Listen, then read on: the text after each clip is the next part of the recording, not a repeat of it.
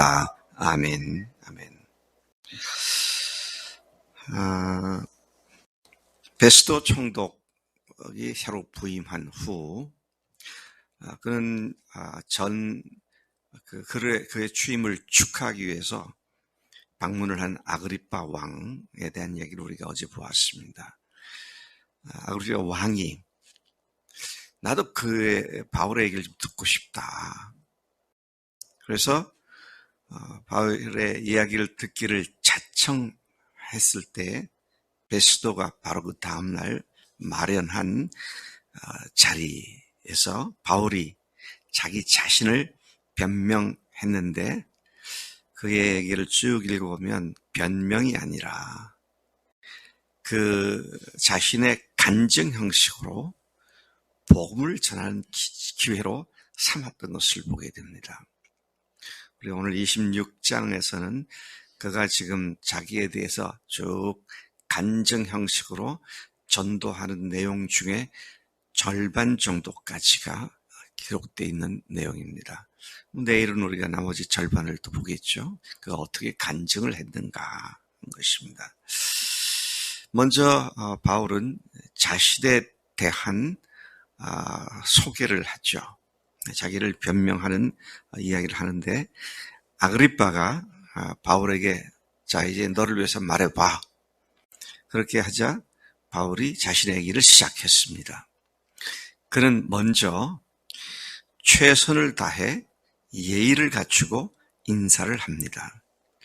우리가 복음을 간증을 전할 때 상대방에게 최대한 예의를 갖추는 것이 필요하죠. 그가 이렇게 말합니다. 아그리빠 왕이여, 유대인이 고발하는 모든 일을 오늘 당신 앞에서 변명하게 된 것을 참 다행스럽게 여깁니다. 당신도 유대인의 모든 풍속과 또 문제를 아시니 내 말을 너그러이 들어주시기를 바랍니다. 아주 예의 있는 인사를 합니다. 이런 인사를 통해서 알 수 있는 것은 바울이 억지로 마지못해 끌려나간 자리가 아니라는 것이죠. 저는 사실 굉장히 지금 피곤해 지쳤습니다. 저는 참으로 너무 어렵습니다. 이런 넋두리 같은 얘기가 아니라 오히려 이런 말을 할 수 있게 돼서 참 다행스럽게 여깁니다. 제 말을 잘 들어주시면 감사하겠습니다. 이런 아주 예의 있고도 겸손한 입장에서의 접근을 시도한 것을 봅니다. 그는 매우 적극적으로 그 자리를 복음 전하는 자리로 알고 신중하게 접근했습니다. 그의 간증이 끝나는 내일 말씀이죠. 간증 말미에 아그리빠 왕에게 당신도 이 부활하신 예수를 믿어야 삽니다. 강력하게 믿을 것을 권면한 것을 보면 그가 불려나간 이 자리가 비록 자기는 끌려나왔지만 적극적으로 복음 증거의 기로 삼았다 하는 것을 볼 수 있습니다.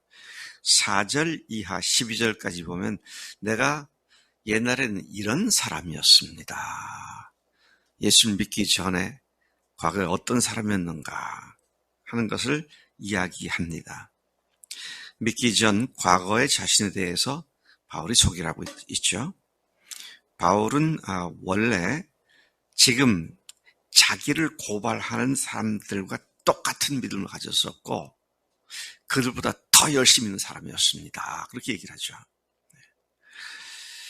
그러한 자신에 대하여 그가 처음부터 자기 민족과 함께 예루살렘에서 젊었을 때 어떻게 생활했는지 그것을 지금 나를 고발하는 저들이 다 알고 있습니다.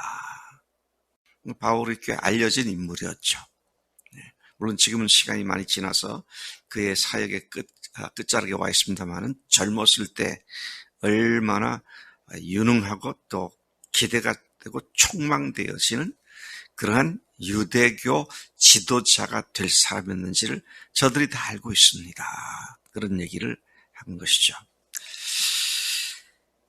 이런 거 그들에게 물어보면 그들이 직접 나에 대해 증언도 할 수 있을 겁니다. 이런 얘기를 합니다.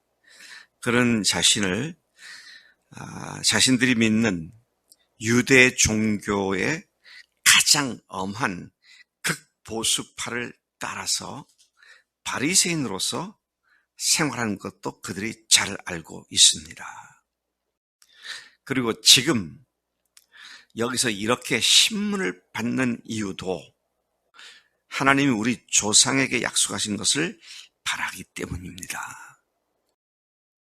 이 약속은, 하나님께서 주신 약속은 우리 12지파 이스라엘 모든 사람들이 밤낮으로 간절히 하나님을 받들어 섬김으로 얻게 되기를 바라는 것인데, 아그리빠 왕이요, 이 소망 때문에 내가 유대인들에게 고소를 당하고 있는 것입니다.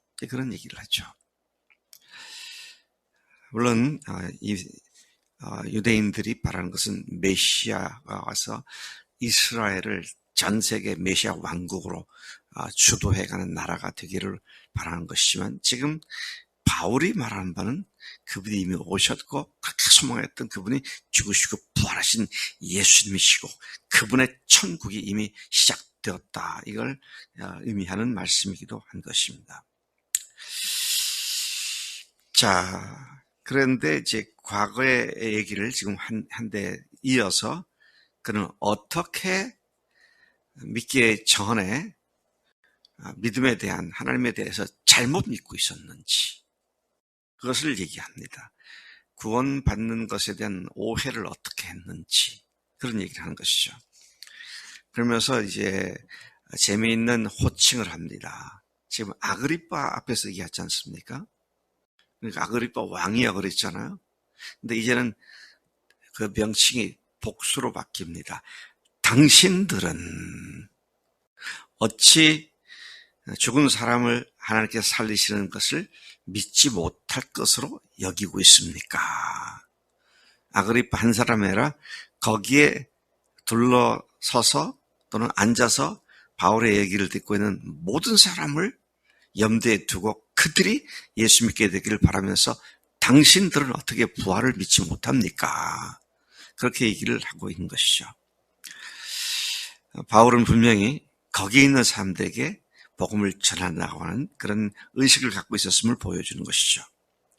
나도 나사렛 예수의 이름을 적대시하는 많은 일을 행해야 될 줄로 생각하고 예루살렘에서 이런 일을 행하기 위해 대제사장들에게서 고난을 위임받아서 많은 성도들을, 믿는 사람들을 투옥시키고 또 그들을 죽일 때 내가 찬성 투표를 했고 또 모든 회당에서 예수 믿는 자들에게 형벌을 가하여 강제로 예수를 모독해야 하는 말을 하게 했습니다.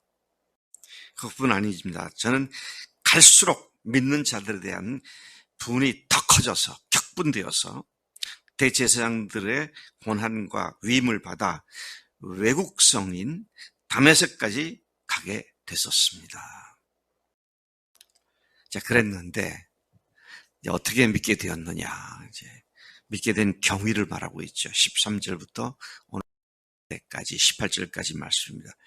그것으로 가는 도중에 낮 12시가 되어 하늘로부터 해보다 더 밝은 빛이 나와 내 일행들을 두루 비췄습니다. 그리고 우리는 다 땅에 엎드러졌습니다. 히브리 말로 소리가 났는데 사울아 사울아 내가 어찌하여 나를 핍박하느냐 박해하느냐 가시채를 뒷발질하기가 내게 고생이 있니라. 이런 말이 들렸죠. 그래서 나는 주님 누구십니까? 라고 질문했고 주께서는 나는 네가 박해하는 예수다. 일어나 네 발로 서라. 내가 네게 나타나면 네가 나를 본 일과 장차 내가 네게 나타난 일에 대하여 너로 종과 증인을 삼으려 함인데, 이스라엘과 이방인들에게서 내가 너를 구원하여 그들에게 보내어 그들의 눈을 뜨게 하여 어둠에서 빛으로 사탄의 권세에서 하늘께로 돌아오게 하고 죄 사함과 나를 믿어 거룩하게 된 무리 가운데서 기업을 얻게 하리라 라고 말씀을 들었습니다. 바울은 다시 정리해서 말씀드리면, 자신을 변호할 수 있는 자리를 자신 변호에 사용한 것이 아니라 복음을 명확하게 증거하는 복음 전도의 자리를 만들었고, 아그리빠 왕한테 불려나왔지만 그를 둘러싸고 있던 모든 사람들을 대하여 복음을 증거했다. 그가 증거한 내용을 보면 내가 옛날에 이런 사람이었다. 그래서 내가 이렇게 실수를 했다. 잘못했다. 죄를 지었다. 그런데 여차여차해서 부활하신 예수님을 만났고, 그분이 나에게 할 일을 명령해 줘서 내가 오늘까지 그 명령을 따라 살아온 사람이다. 자, 여기까지가 바울의 간증, 전도의 또 자기 변명의 내용의 내용이 있죠. 내일은 또 그 뒤에 바울이 계속 이어나가는 말을 우리가 듣게 될 것입니다. 우리도 모든 경우가 어떠한 경우든지 그것을 잘 활용해서 복음 증거하는 기회로 삼아야겠다. 예. 참 주변에 있는 사람에게 예수님이 부활하신 하나님이시라고, 그분이 왕이시라고, 그분이 하나님이시라고 증거하는 일은 우리의 목숨이 붙어있는 한 끝까지 최선을 다해서 해야 할 일인 줄로 믿습니다. 하나님 아버지 감사합니다. 죽음의 자리를 들락거리는 긴급한 상황 속에서도 바울이 자기 목숨 구하는, 또 석방되는 것에 연연치 않고 오히려 그 자리를 복음에 증거하는 자리로 삼은 그의 놀라운 적극적이고 또 복음에 미친 그의 모습을 보게 됩니다. 하나님, 우리도 바울을 닮게 하시고 우리도 예수님의 죽으심과 부활을 증거하는 일에 모든 상황과 형편과 기회들을 활용할 수 있도록 그런 열정을 우리에게 허락해 주옵소서. 하나님, 이 시간도 저희들이 이 복음을 위해서, 교회를 위하여 사는 자들로서 마땅한 삶의 자세가 어떤 것을 다시 일깨워 주셨사오니 우리가 시간을 낭비하지 않고 마냥 끝없이 기회가 있을 줄 착각하지 않고 주어진 시간, 주어진 기회를 최선의 것으로 복음 기회로 삼는 우리가 되도록 하나님께서 은혜를 더해 주옵소서. 감사합니다. 예수님의 이름으로 기도로 삼나이다. 아멘. 아멘.